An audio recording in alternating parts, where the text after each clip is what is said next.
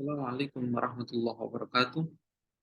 Berjumpa lagi dengan saya. Pada kesempatan kali ini, kita akan membahas berkaitan dengan perancangan pembelajaran yang berkaitan dengan program tahunan dan program semester.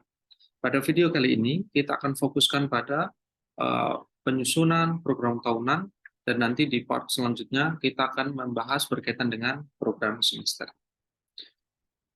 Baik, teman-teman, berbicara berkaitan dengan program tahunan, apa itu program tahunan? Gitu ya. Program tahunan merupakan rencana umum pelaksanaan pembelajaran tematik terpadu. Ketika kita berbicara tematik terpadu, berarti itu adalah khusus untuk anak SD atau jenjang SD. Yang berisi rencana penetapan alokasi waktu 1 tahun pembelajaran. Jadi program tahunan itu adalah rencana umum pelaksanaan pembelajaran, ya, yang berisi dengan materi-materi selama 1 tahun. Dan di dalamnya ada penetapan alokasi waktu. Program tahunan ini wajib dikembangkan oleh guru sebelum tahun pelajaran.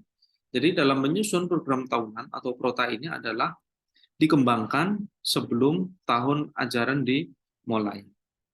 Program tahunan ini juga merupakan pedoman bagi pengembangan program-program selanjutnya, seperti program program semester, kemudian silabus, pemetaan kompetensi dasar, dan RPP. Jadi yang dimaksud dengan program tahunan ini adalah sebagai pedoman ketika seorang guru itu hendak menyusun program semester, silabus, pemetaan KD, maupun RPP.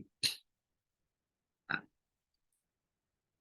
untuk selanjutnya, bagaimana cara menyusun program tahunan tersebut?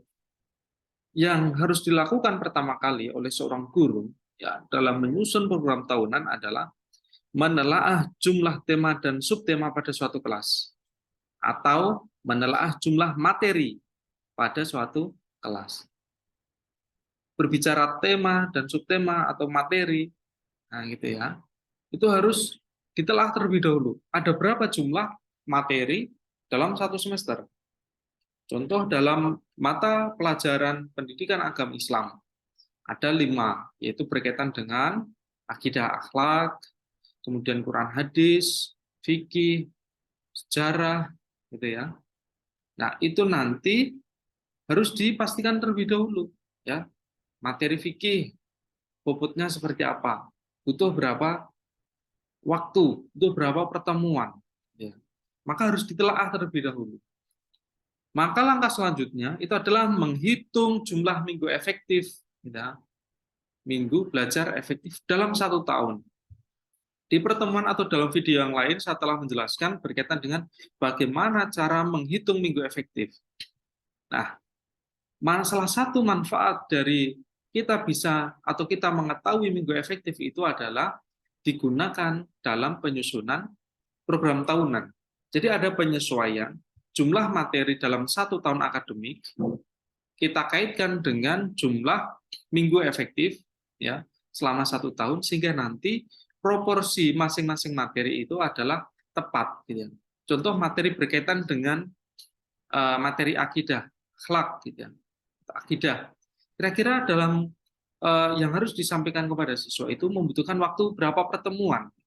Itu juga harus diperhatikan dengan minggu efektifnya. Yang ketiga langkahnya adalah mendistribusikan alokasi waktu minggu belajar efektif ke dalam tema atau subtema tersebut.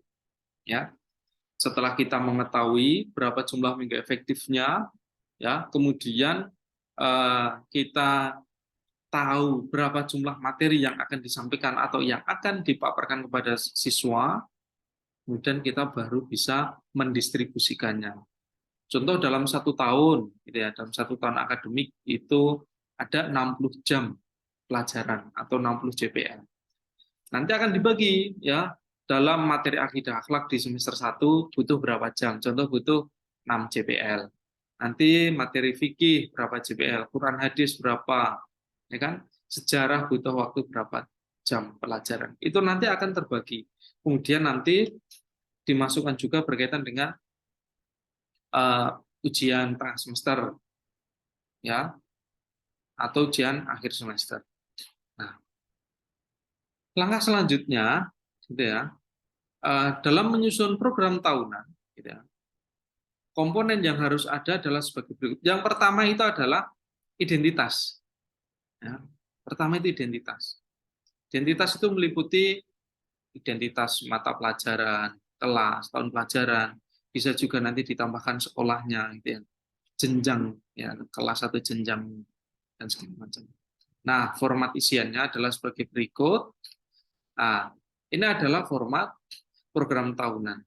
Jadi kalau kita cermati, yang di dalam komponen program tahunan itu sebenarnya simple gitu ya.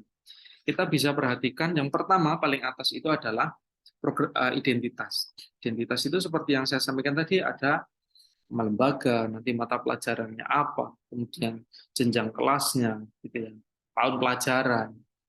Kemudian baru materi-materi selama 1 tahun, gitu ya. Tuh, materi pertama apa, kedua apa, itu dibagi nanti dalam satu semester, semester 1 apa, semester 2 apa. Nah, inilah komponen yang berkaitan dengan program tahunan. Seperti yang ada di layar, teman-teman bisa memperhatikan, itu adalah salah satu format dalam menyusun program tahunan. Saya rasa cukup untuk penjelasan program tahunan. Di part selanjutnya, kita akan coba membahas berkaitan dengan program semester. Demikian dari saya, kurang lebihnya mohon maaf. Assalamualaikum warahmatullahi wabarakatuh.